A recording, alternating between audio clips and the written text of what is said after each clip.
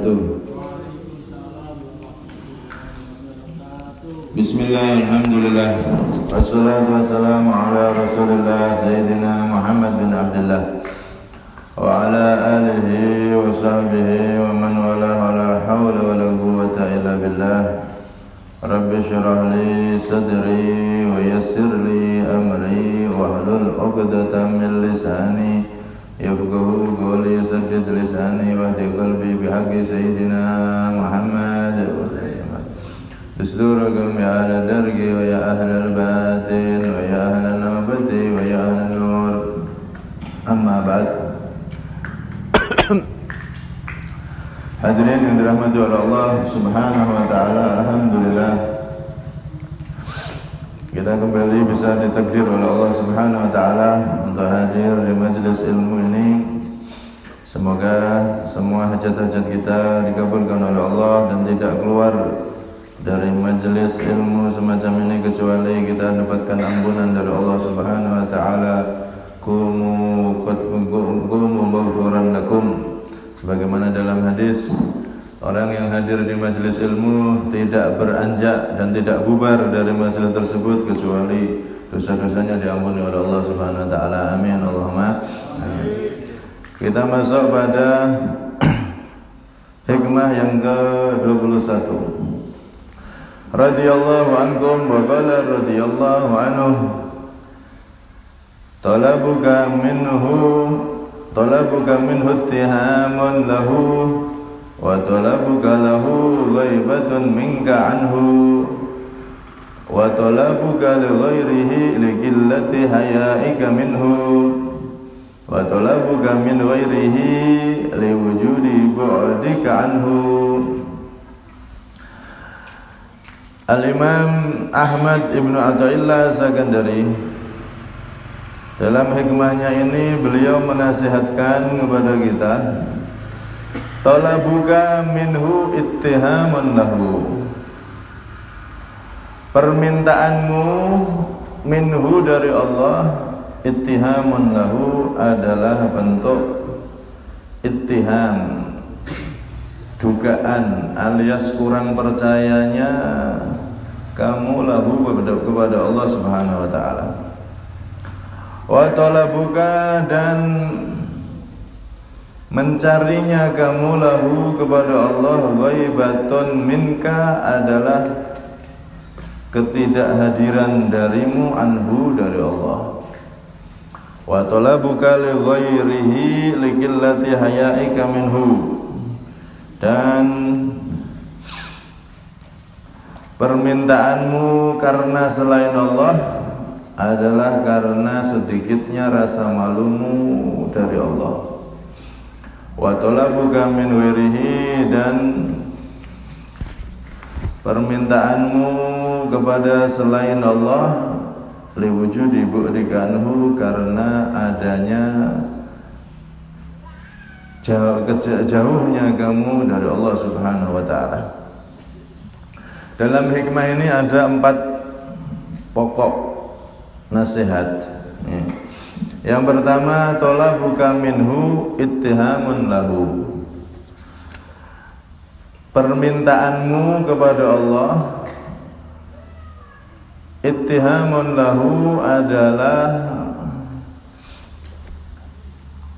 kurang percayanya kamu kepada Allah Subhanahu wa taala. Kalau ada orang itu kerja sama bosnya, itu sudah lama dan tahu kenal siapa bosnya, bos lama dekat sama bosnya sampai dibuatkan rumah, diberikan mobil, fasilitas lengkap, gaji tidak hanya gaji tapi dikasih bonus juga. Dia sudah berpuluh-puluh tahun dengan bosnya. Tentunya orang ini percaya penuh dengan bosnya itu.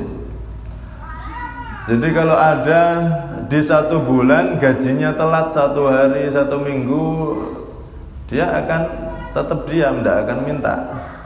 Kenapa? Karena bosnya sudah ngasih lebih daripada gajinya. Terus percaya nggak mungkin tidak bakal dibayar. Dia tidak akan minta. karena sudah 100% percaya dengan bosnya.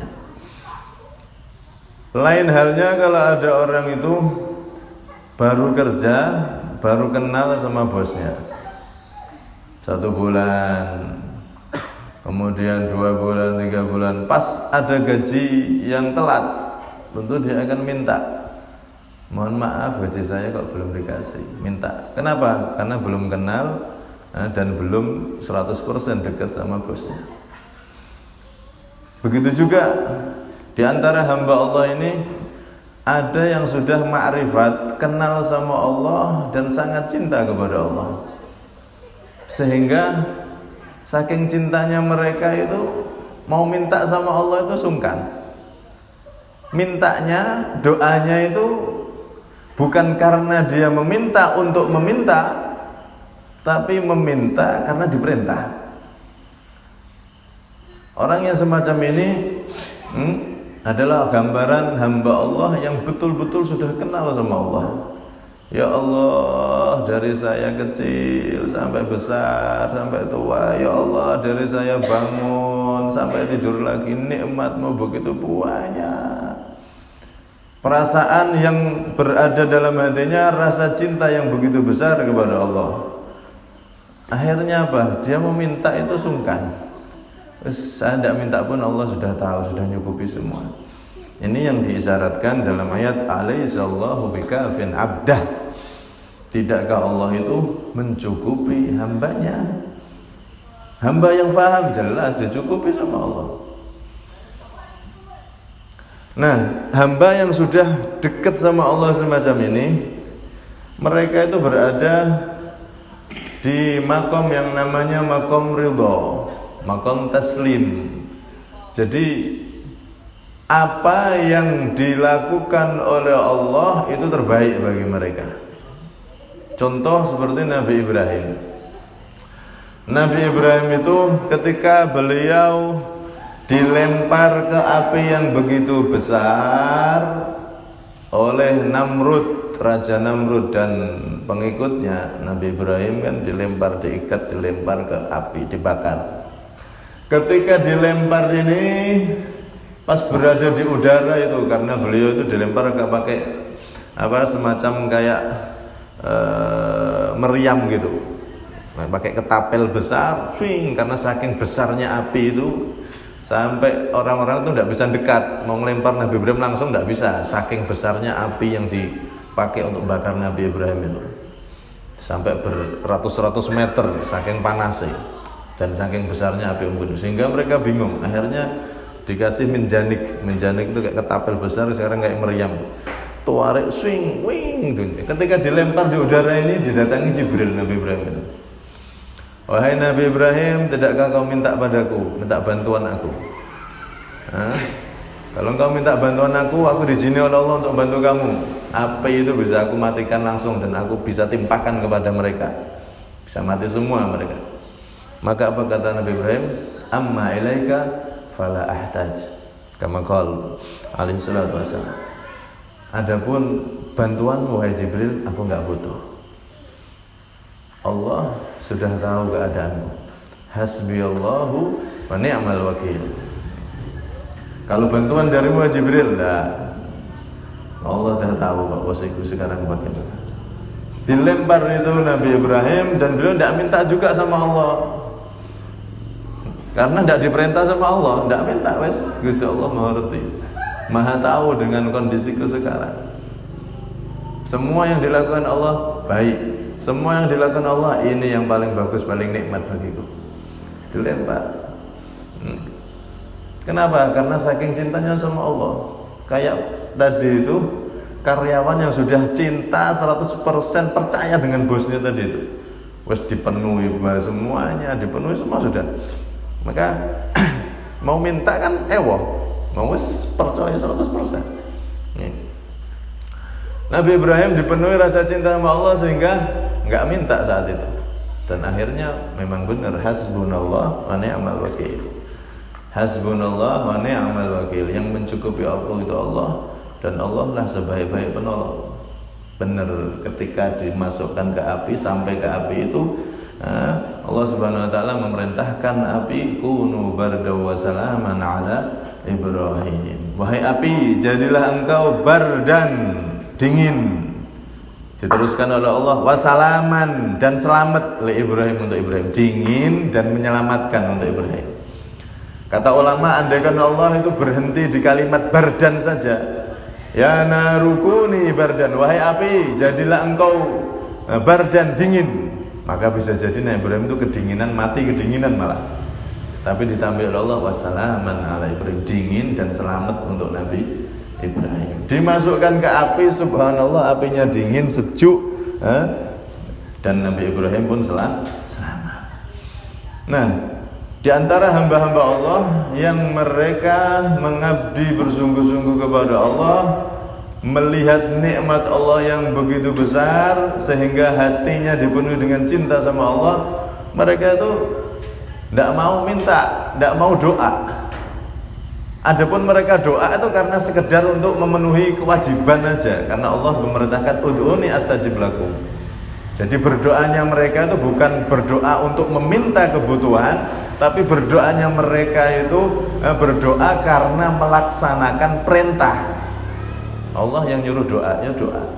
Karena itu para ulama, Al-Imam Asy'arawi mengatakan, kita tuh doa sama Allah sebetulnya, ya Allah saya ini kurang rezeki, ya Allah saya ini pengen sehat, ya Allah saya ini ada masalah ini, masalah itu. Tidak usah terang, Gusti Allah serti. Kata Syekh-Syarawi, kalau kita berdoa sama Allah itu cukup sudah. Ya Rabb, wahai Tuhanku, ya Allah, ya Allah, ya Allah, cukup. Gusti Allah serti. Apa sing mbek susah, apa sing mbek jaluk serti kabeh. Jadi mereka berdoa bukan karena untuk meminta, tapi mereka berdoa hanya karena disuruh berdoa, melakukan perintah Allah untuk berdoa. Ini yang digambarkan oleh Imam Abdul Haddad, qad kafani ilmu rabbi min su'ali wa ikhtiyari fa du'ai wa ibtihali syahidul li biftikari. Qad kafani ilmu rabbi, cukup pengetahuan Allah, ilmu Allah, min su'ali wa ikhtiyari, dari semua permintaanku dan kebutuhanku Allah seperti. Saya tidak minta, Allah sudah tahu saya butuh apa, yang perlu apa, Allah sudah tahu semua. Allah Maha tahu akan kebutuhan hambanya walaupun tidak diminta. Terus saya berdoa ini tujuannya apa? Saya berdoa bukan untuk meminta apa yang saya inginkan, tapi fadu'ai wabtihali syahidul li biftar. Aku berdoa ini karena Allah merintahkan orang untuk berdoa, dan doaku ini menjadi saksi bahwa aku itu hamba yang membutuhkan kepada Allah Subhanahu wa taala, hamba yang butuh kepada rahmat Allah Subhanahu wa taala. Jadi doaku ini doa untuk sebagai bukti bahwasanya aku adalah hamba yang selalu membutuhkan rahmat Allah. Bukan doa untuk Allah mengabulkan apa yang aku butuhkan. Ini beda. Nah kita kan betul nih. Doa, ya mintanya, kita doa itu bukan karena perintah Allah doa, tapi kita doa karena memang kita ingin meminta dari Allah Subhanahu wa taala. Memang beda kelas. Jadi para wali itu begitu, Pak. Doanya bukan karena untuk memintanya, itu bukan karena meminta, tapi memintanya itu karena melaksanakan perintah untuk meminta, untuk berdoa. Kemudian apakah berarti orang berdoa itu jelek? Enggak. Orang berdoa itu ya bagus. Cuman itu tadi, ada hamba-hamba Allah itu yang berdoa bukan untuk hajatnya dia apa, itu enggak. Dia berdoa pokoknya karena diperintah oleh Allah berdoa. Bedanya di situ. Ini adalah orang-orang yang, masya Allah, orang-orang yang dekat kepada Allah Subhanahu wa taala. Karena kalau dipikir yang dalam memang benar tuh. Kita minta, ya Allah, kei rezeki aku ya Allah. Loh, ini kan seakan-akan kita kurang percaya, nah Allah enggak ngei rezeki. Padahal di dunia ini kan kita tahu, mulai kita lahir sampai meninggal, rezeki itu sudah ditentukan semua. Umur sudah ditentukan semua. Kemudian jodoh dan semuanya sudah ditentukan semua. Sakit, sehat sudah ditentukan semua. Nah kita minta sama Allah, ya Allah ini, ya Allah, ya Allah itu, ya Allah, ya Allah. Seakan-akan kan kayak kurang percaya gitu sama Allah. Seakan-akan seperti kurang percaya. Nah, di sini Imam Ibnu Athaillah itu kita meminta kepada Allah itu adalah satu hal yang menunjukkan bahwasanya kita itu kurang percaya sama Allah. Meminta dengan apa? Dengan tidak disertai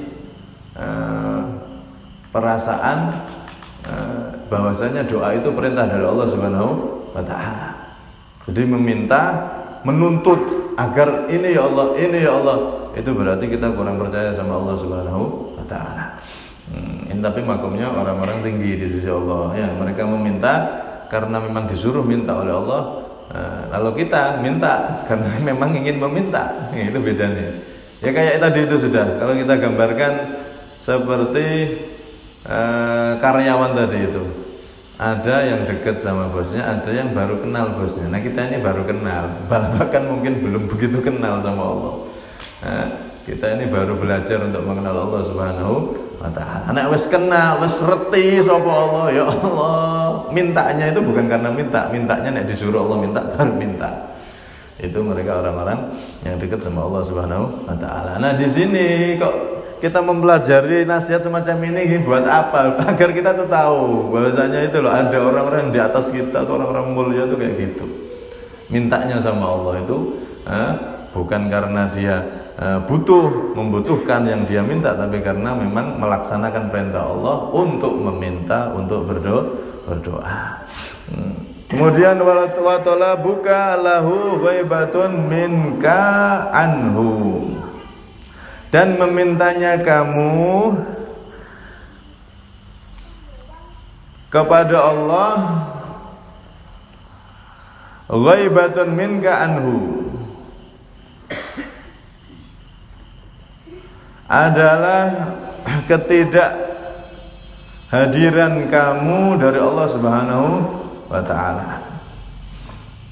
Kita meminta kepada Allah, wa talabuka, dan mencarinya kamu kepada Allah adalah bentuk ketidakhadiran kamu dari Allah Subhanahu wa ta'ala. Kita mencari Allah, artinya kadang orang itu ditimpa ujian, kemudian dia merasakan Allah seakan-akan tidak ada. Ya Allah, aku kok ada ditolong ya Gusti Allah ya. Kalau saya begini kok tidak ditolong. Kan kadang-kadang seperti itu. Ada suatu kejadian sehingga dia merasa Allah kok tidak nolong aku ya. Ini sebetulnya bukannya Allah itu jauh dari kamu, tapi memang kamu itu sudah menjauh dari Allah sebelum kejadian itu. Karena itu Rasulullah mengatakan ihfadillah tajidhu tujahak, ya. Jagalah Allah sebelum ada kesempitan datang, taat sama Allah. Nanti kalau kesempitan datang, maka Allah akan kamu temukan di depanmu, pertolongan Allah langsung datang, ya. Nah kalau manusia itu kan biasanya seperti itu memang. Kalau pas seneng lali sama Allah, pas dia sempit, ada ujian, dia lupa sama Allah Subhanahu. Nah dia baru ingat kepada Allah Subhanahu wa ta'ala. Nah di saat seperti itu Allah tidak nolong-nolong, seakan-akan Gusti Allah kok tidak mau nolong saya. Padahal memang dia sudah jauh dari Allah Subhanahu wa ta'ala sebelum kejadian tersebut. Karena itu kita mencari Allah, kita mencari bantuan Allah.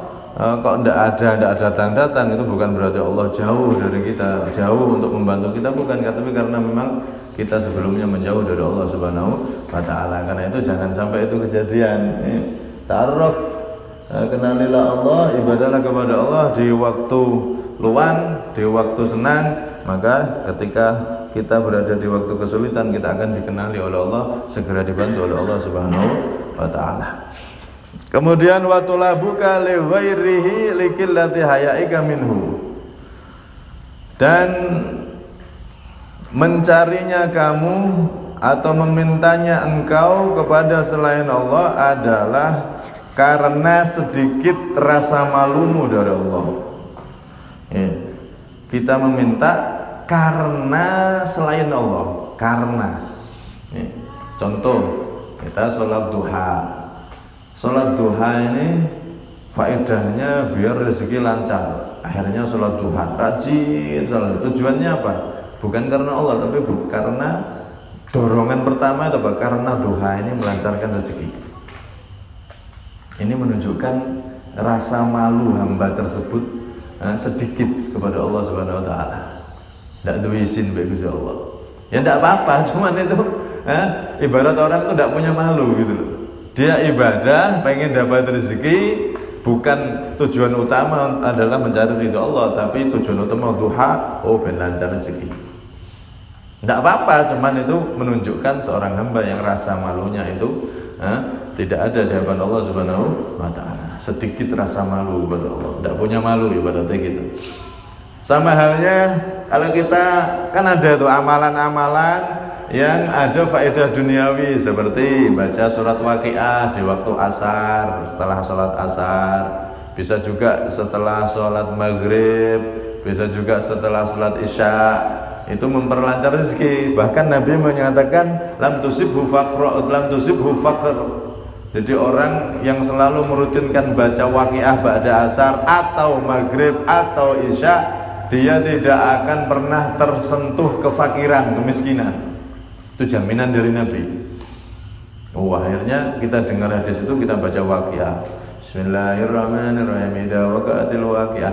Niat utamanya agar tidak menjadi orang fakir, agar rezekinya cukup, barokah.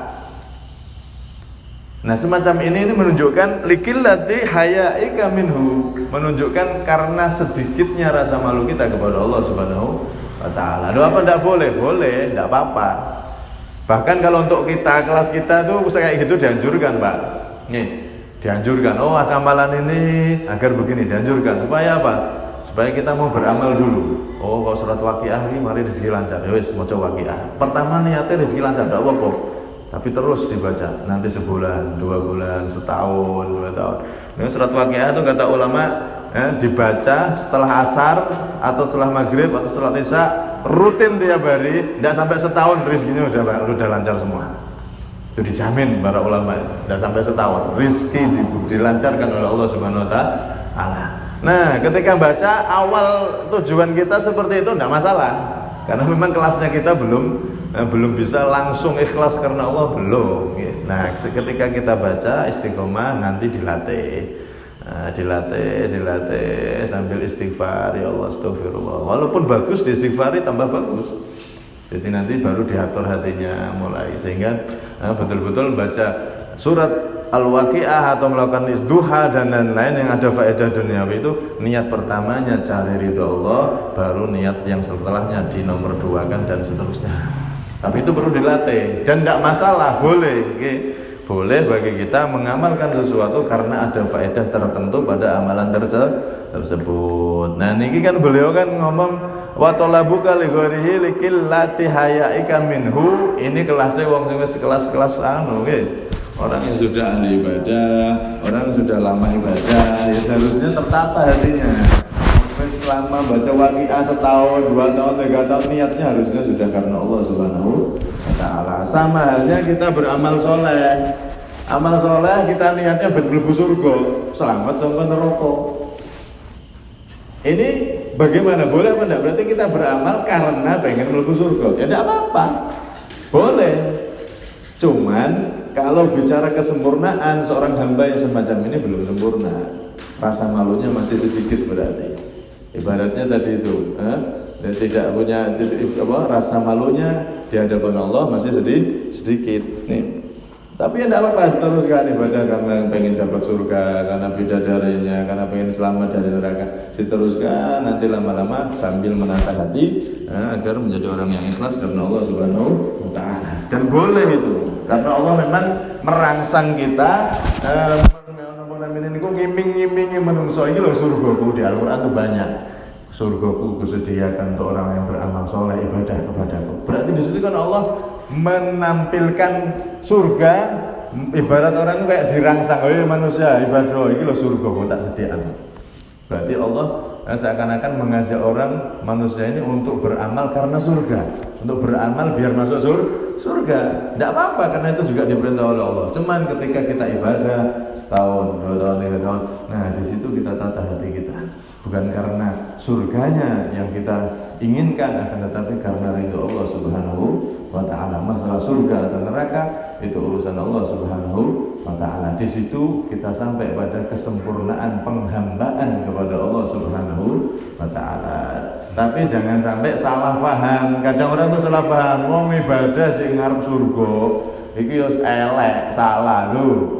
Bukan salah, justru memang diperintahkan oleh Allah di Al-Quran. Beramal soleh biar masuk surga, ada banyak. Dan beramal soleh biar selamat dari neraka, itu juga anjuran Al-Quran. Karena Allah juga menakut-nakuti manusia ini loh, neraka itu begini, disediakan untuk orang-orang yang maksiat, orang yang berdosa, yang gak mau tobat.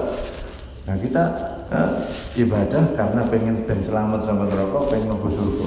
Ya memang gak apa-apa, seperti itu memang tahap awal harus seperti itu, Pak. Ya. Karena itu kan ada anak lagu ya, jika surga dan neraka tak pernah ada. Jika surga dan neraka tidak pernah ada, wajib ibadah orang bagi Allah. Wah, nek surga gak ono, neraka gak ono, ya paling gak ibadah. Ya berarti kamu ibadahnya karena surga, jelek itu, pas tidak usah ibadah, ya kamu gak ikhlas. Ini salah, omongan yang salah paham. Gitu. Karena manusia itu memang Allah tahu, tidak semua manusia itu langsung bisa menghamba kepada Allah dengan sempurna. Allah rangsang dengan surga, Allah takut-takuti dengan neraka. Dan kalau kita ibadah karena pengen menuju surga, itu dibenarkan dan boleh. Memang seperti itu awal tahap kita menuju ridha Allah Subhanahu wa Ta'ala. Dengan kita beribadah, nanti hati akan tertata, ibadahnya khusus, nanti akan tertata lama-lama yang diinginkan. Nah, surga itu nomor 2. Yang penting ridhonya Allah Subhanahu wa Ta'ala. Jadi jangan sampai salah paham. Kadang orang kan sok sufi, dia ini sok ilmunya ilmu wali. Oh kamu ibadah cek ngarep surga itu ala kelas TK itu. Ibadah ngarep surga itu opo, wong elek aja. Ini salah paham ini. Lho ngarep surga itu diperintahkan Allah. Memang tahapnya kita begitu awalnya. Tidak mungkin ganti orang bos ada bayi langsung lari ya, tidak mungkin. Bayi awalnya ya berangkat, karena melangkah, jatuh, langkah lagi, lama-lama bisa jalan, lama-lama bisa lari, lama-lama bisa loncat. Itu memang seperti itu, manusia tahapannya seperti itu. Nah, di sini watalah bukan legoi likil dati hayaika minhu. Kalau kita sudah ahli ibadah, sudah lama ibadah, kok tidak ada perubahan? Nah, disitulah rasa malu kita berarti masih sedikit di hadapan Allah Subhanahu Wa Taala. Kalau yang kita inginkan selain Allah Subhanahu Wa Taala. Watalah bukan min ghairihi liwujudi bu'dika anhu. Dan mencarinya kamu, memintanya kamu dari selain Allah itu karena adanya jarak yang jauh darimu kepada Allah Subhanahu wa Ta'ala. Kalau kita mencari, meminta kepada selain Allah, berarti kita tuh memang masih jauh kepada Allah. Maksudnya meminta, mencari ya gak mungkin kan kita minta sama selain Allah, gak mungkin. Maksudnya itu begini, orang itu kadang pas lapar kepikiran langsung makan, dia langsung makan. Nek makan aku pasti warak. Bahkan kadang-kadang wong mangan pasti warak. Api nek geni pasti bakar. Itu kan sejak dalam akidah tidak boleh kita yakin yang bakar bukan apinya. Kalau Allah tidak mengizinkan api tidak akan bisa bakar seperti Nabi Ibrahim tadi. Kalau Allah tidak mengizinkan hatta makan banyak ya tidak bisa warak. Jadi disitulah perbedaannya. Kalau orang yang sudah kenal Allah, dia lapar itu, ya Allah lapar, ya Gusti saya mau makan, kasih kenyang ya Allah. Bukan gantungan benaknya dan hatinya itu bukan dengan makanan warak, enggak, tapi dengan makanan Allah ngasih disambungkan ke Allah. Karena itu Rasulullah ngajarin ini apa mangan dulu. Allah barik lana. Biar apa?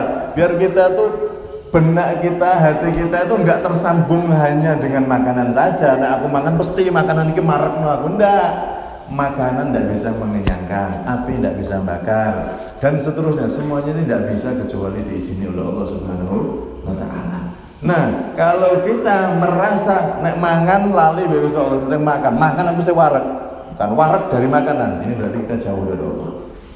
Nanyakan kita jauh dari Allah. Karena itu, di sini Setiap kita melakukan sesuatu, kita hubungkan kepada Allah Subhanahu wa Ta'ala. Dan tidak boleh dalam akidah kita kan tidak boleh meyakini api yang bakar adalah apinya. Enggak, yang bakar itu karena diizini oleh Allah. Makan kenyang, yang kenyangkan adalah makanannya. Tidak, yang kenyangkan itu adalah karena diizini oleh Allah bisa kenyang. Kemudian kerja, kalau kerja berarti pasti dapat duit. Enggak, yang ngasih uang, yang ngasih rezeki adalah Allah Subhanahu wa Ta'ala. Buktinya berapa banyak orang yang bekerja tapi tidak dapat uang seharian penuh. Kadang ada kan itu menunjukkan semua itu adalah dari Allah Subhanahu wa Ta'ala. Kalau kita meminta atau bersandar menyandarkan diri pada selain Allah, merasa rizki itu ya dari kerja, merasa kenyang itu ya dari makan, merasa api itu yang bakar ya api, dan seterusnya bisa dikiaskan sendiri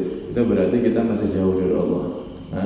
Ini bu'dika minhu, berarti itu adalah tanda kita masih jauh dari pengenalan kita kepada Allah Subhanahu wa Ta'ala, yang dikatakan oleh para ulama ma'rifat kepada Allah. Ma'rifat itu kenal tenanan bagi Allah. Nah, kalau kita tidak merasa seperti itu, ya mangan ya warak, ini kerja untuk duit. Nah ini, jadi semuanya kita sandarkan pada hal-hal itu, maka berarti kita jauh dari Allah. Kita belum kenal benar-benar kepada Allah Subhanahu wa Ta'ala. Karena itu, ya semoga dengan nasihat-nasihat beliau ini kita belajar jadi hamba Allah yang semakin dekat kepada Allah Subhanahu wa Ta'ala. Hati kita sandarkan kepada Allah Subhanahu wa Ta'ala. Dunia ini kerjaan, semuanya ini hanya kita lakukan karena diperintah oleh Allah.